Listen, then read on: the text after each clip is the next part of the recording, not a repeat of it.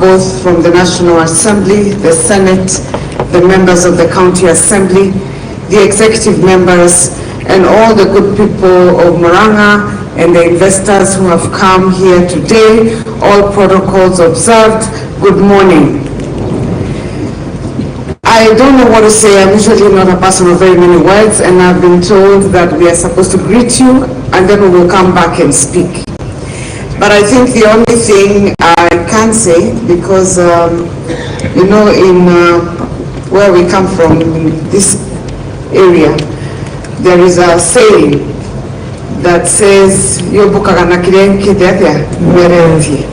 as in you fly with that which you have. We may be thinking that maybe we'll get another opportunity to speak. And when the president comes, other protocols overtake the situation, and you know what usually happens. So let me take this opportunity to just say two things to Governor Kangata. First of all, congratulations, my brother. You are doing very well.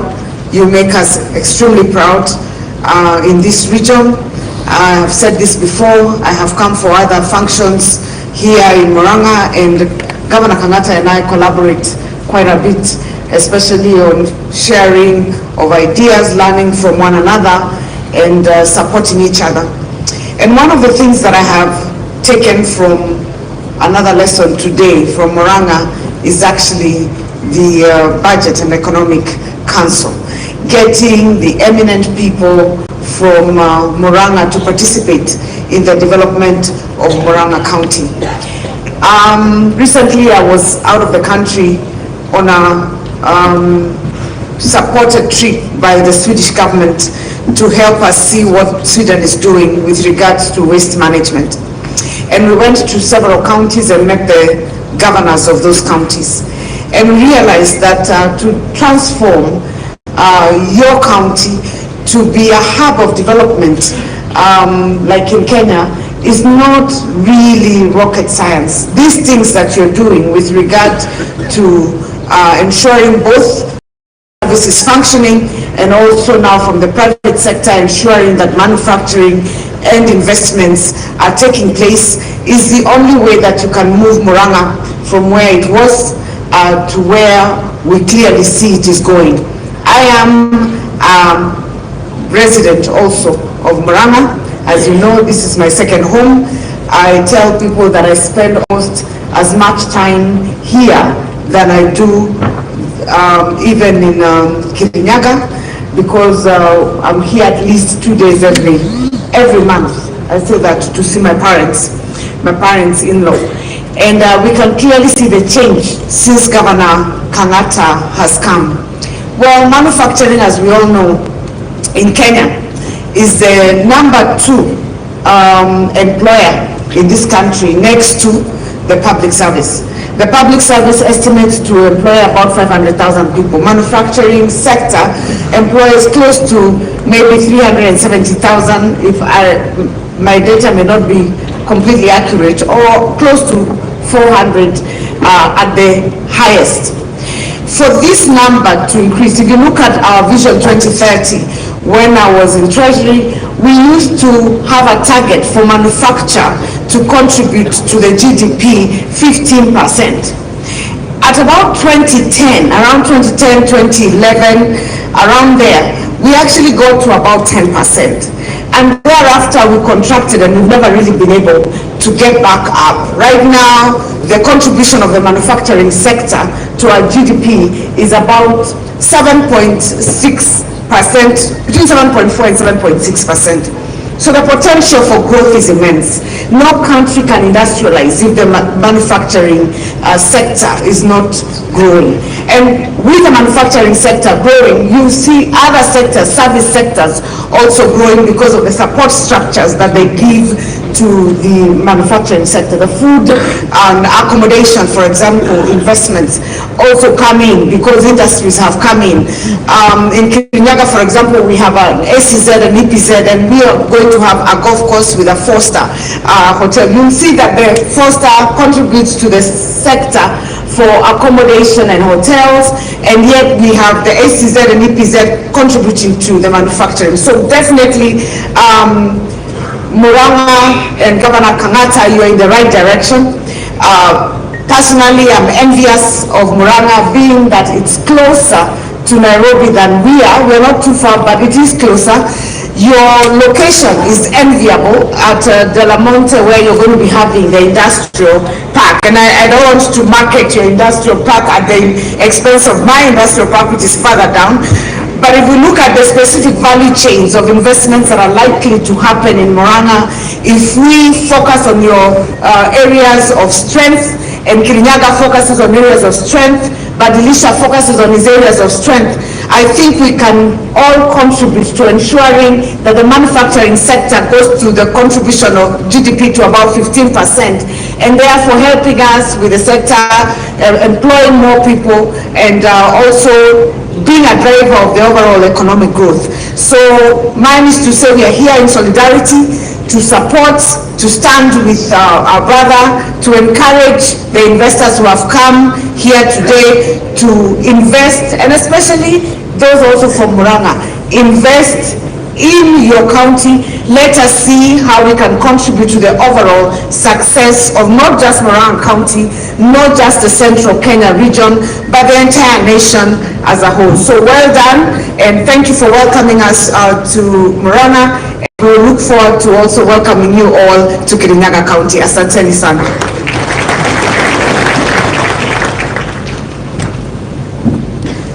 Oh, thank you.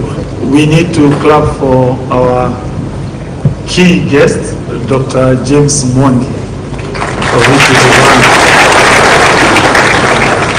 We are very proud of Equity Bank. As Murang'a people, we know what it has done, and being associated with that bank as a county is a moment of pride. Now, my speech is divided into 4 areas. One, there will be a brief introduction. Second, I will be calling Professor Kiari Mwaura to do a small presentation on what we do as a county. 3, I'll be calling Mesha. He will take us through on some automation we do. Then finally, I now come back to give a substantive presentation on why we are here and what opportunities are there for everyone. Once I'm done with those 4 points, I'm done. And therefore, let me start with the first point, a brief introduction before I do my presentation.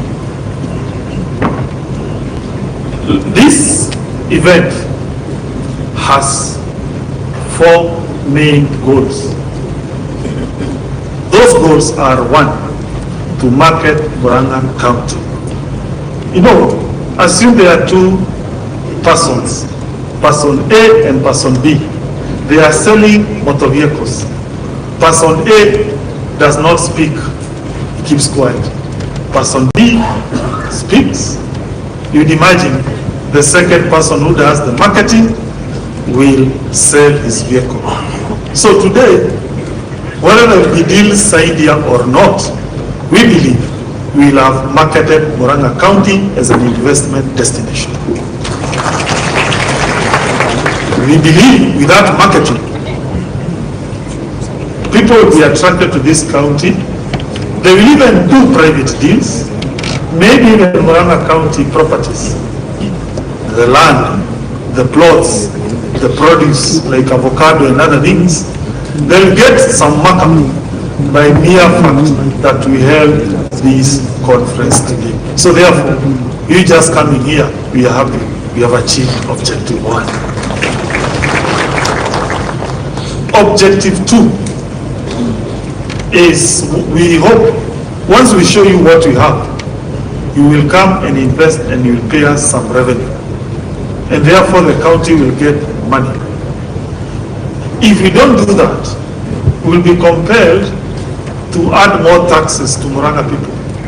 But now it's like we are opening a new revenue stream without us now telling Murang'a people, pay more market fees, pay more single business permit, pay more liquor license, and therefore, at the end of the day, whatever opportunity will show you, If you agree to them and you decide to put your money, now we will have made Murang'a County own source revenue to increase and therefore enable us to do more in Murang'a County.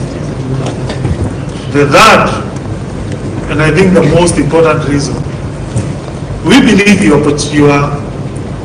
investment in this county, they will create jobs. We all know how relatives, our brothers and sisters, particularly young graduates and young people, they are always pushing us, how can I get employment? Creating employment is one of the very hard thing any government can deliver. But governments don't create job per se. It is very impossible for us to tell young people, come join county government of Murang'a to get jobs, because that then will mean our wage bill will expand and it will reach a point it will be unsustainable. Jobs are created by private sector, you persons who are here. Let me give you an example for you to understand. Look at Nairobi Central Business District. How many buildings there are owned by either national government or Nairobi city government? Maybe 5%. 95% of all those shiny buildings you see in Nairobi, it is private people who came with ideas. They decided to put up all those shiny offices and buildings. What government did is only to provide water, infrastructure, and such. And therefore, when we look at you here, investors, you are the people to create jobs for Murang'a. And therefore, us is to create an enabling environment to give you what can we do, what incentives can we do, so that you come here, you put your money, and you create jobs for Murang'a people. The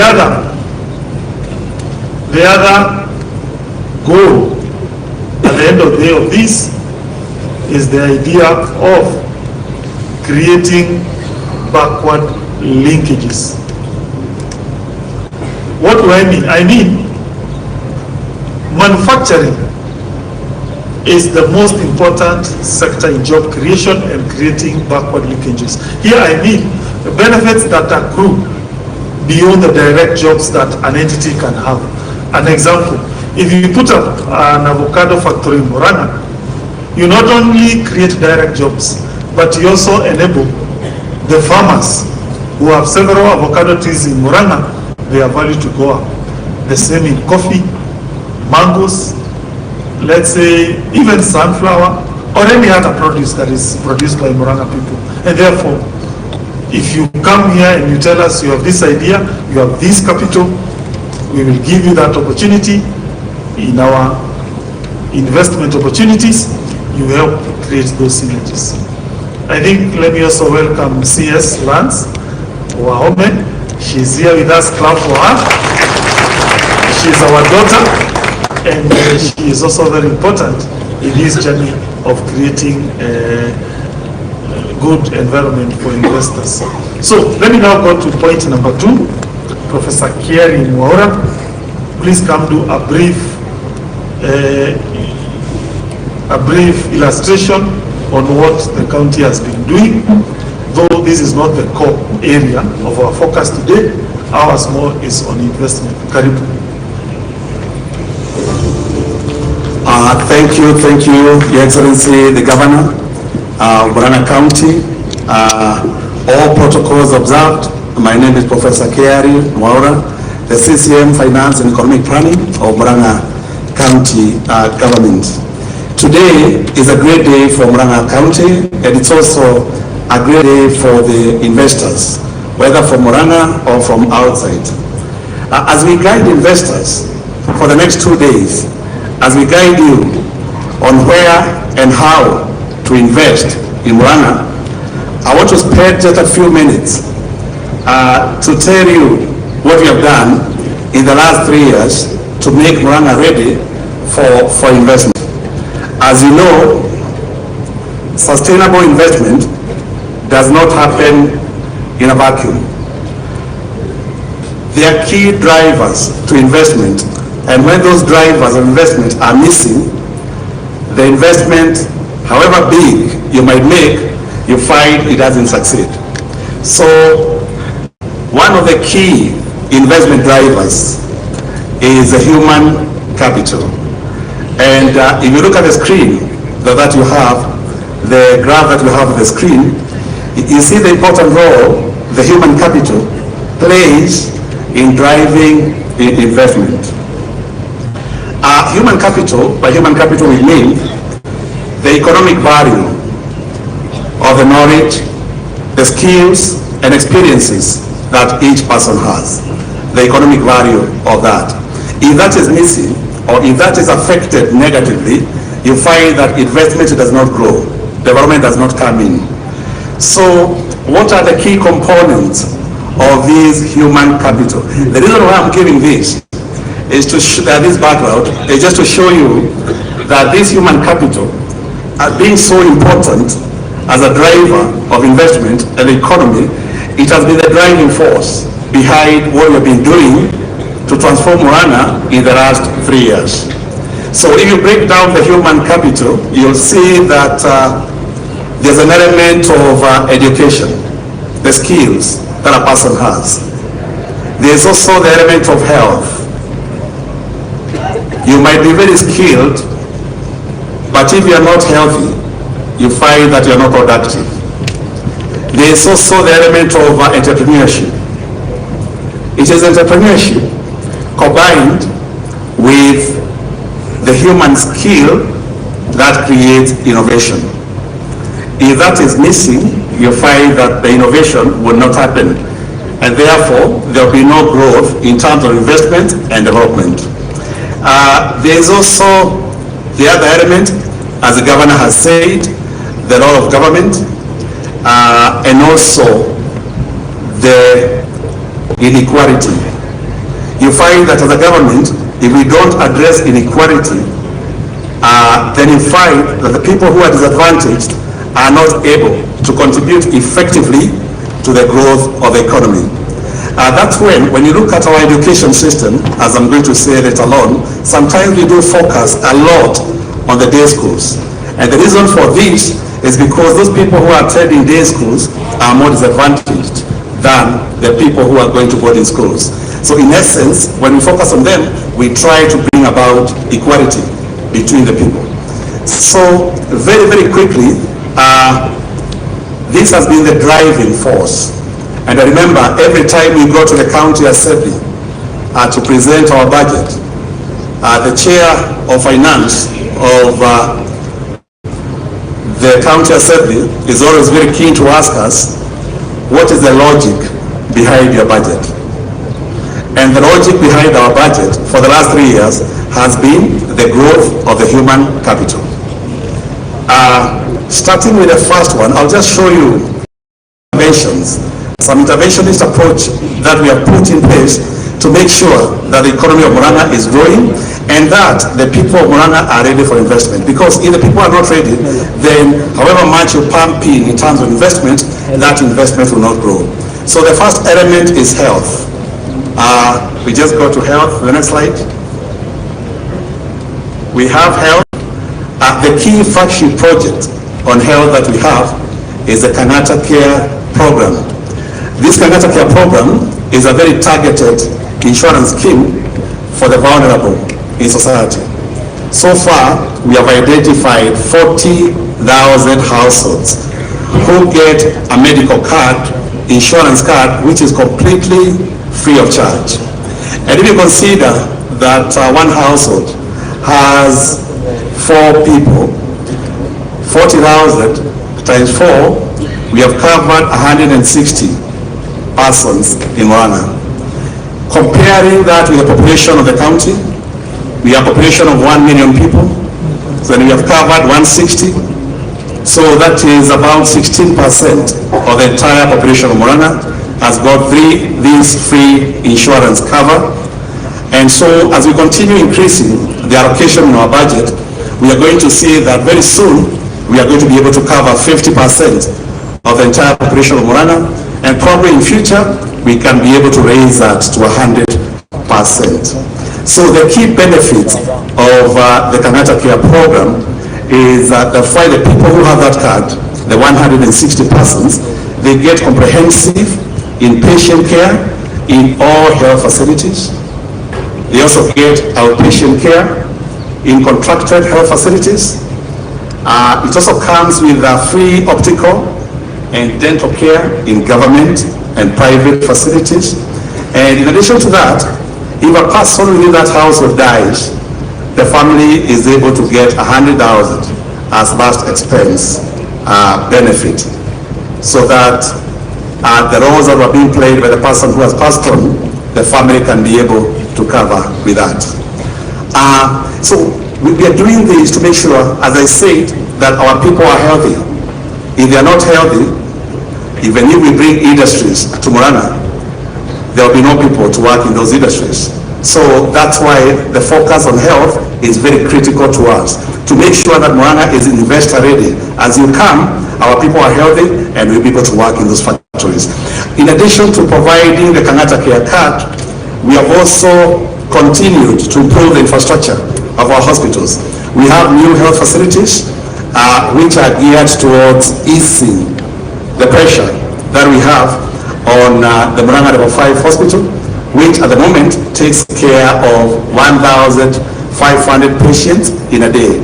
So we have built hospitals in different places, including Nyakenda, in Mavioya, Kagema, Maragwa, Murang'a, Kandara Level 4, Kirwara Level 4, Kenneth Matimba Level 5, and Kenneth Matimba is going to be located in the Makeji area. For those people who are going to visit there tomorrow, you'll see it as you enter the EPZ and the SEZ zones.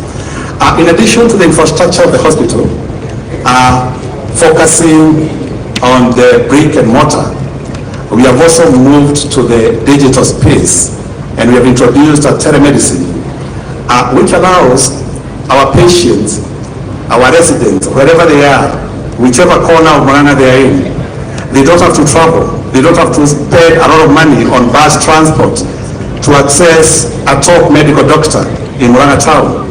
They can access that doctor within the confines of their village through a screen. So we have those telemedicine facilities in all the sub-counties that we have in Murang'a County. So it allows for that very close interaction with the doctor, and the doctor is able to provide prescription.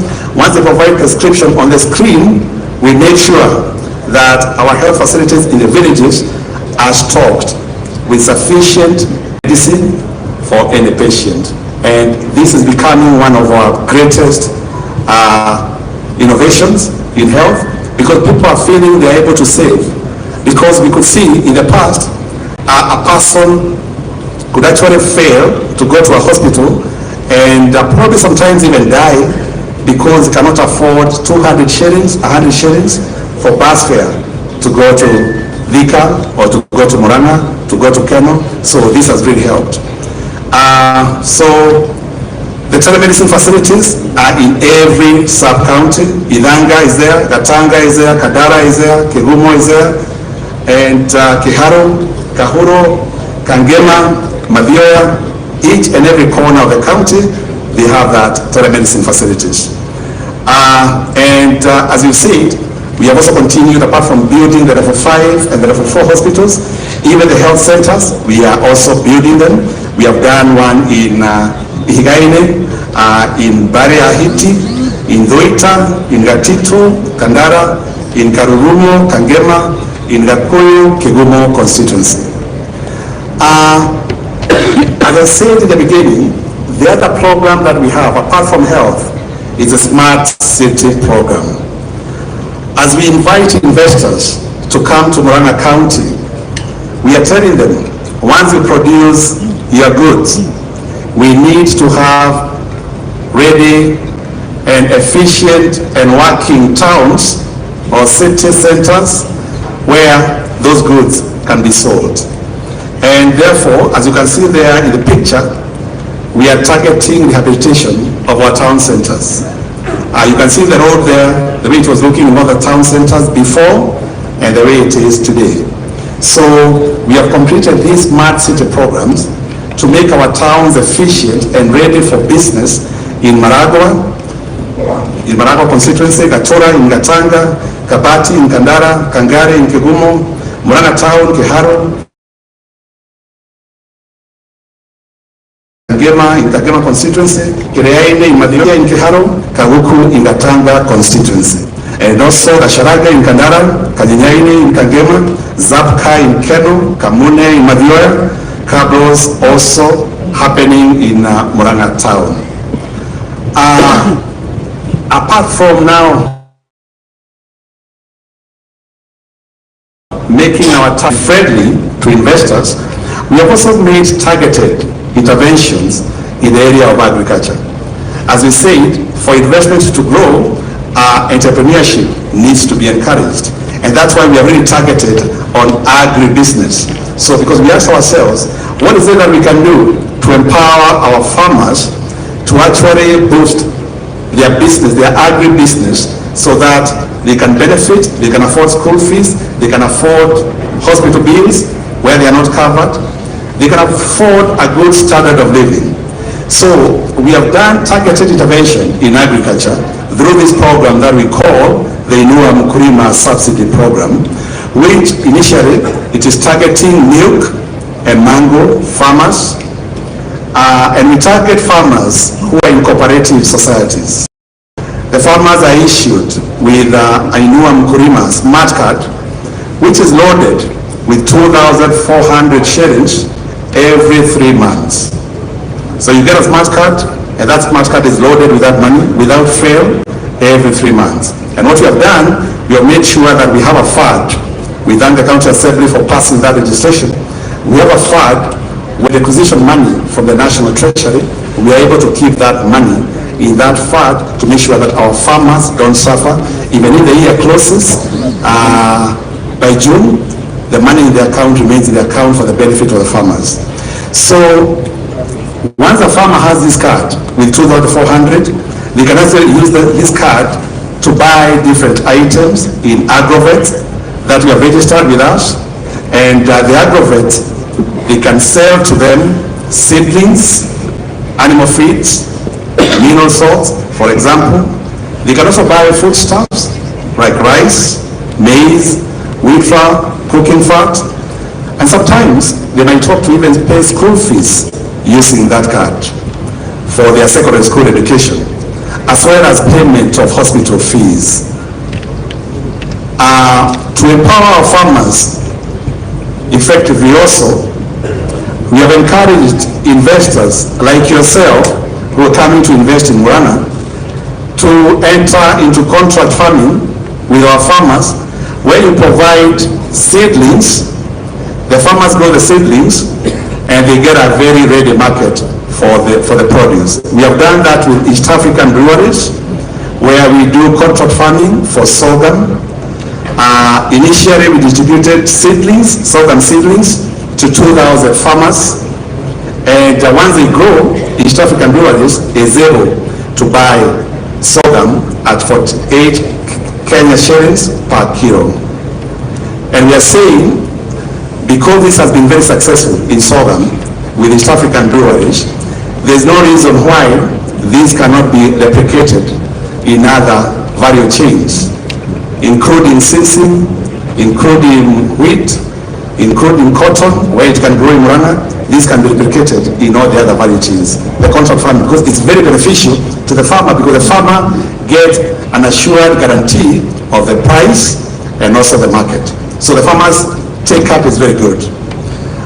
Also on agriculture, we have introduced the maize and fertilizer distribution program, where we first registered 57,000 farmers, and we gave them free maize and fertilizer, which is sourced from trusted sources, Simlo seeds, and also Carlo. Each farmer gets 2 kilos of maize seeds, 8 kilos of planting fertilizer, and 8 kilos of top dressing fertilizer. So, and once they grow that maize, which is doing very well now with the rains that we are having. We have also entered into contract agreement with Joy Millers, the millers of Kavagara, Wifa, where they buy every sack of maize, they buy from our farmers at 3,500 shillings per sack. So farmers, when they are growing these maize, they are sure that that market is there and they are sure of the price. The other intervention that we have made to make Murang'a ready for investors and to boost our human capital in Murang'a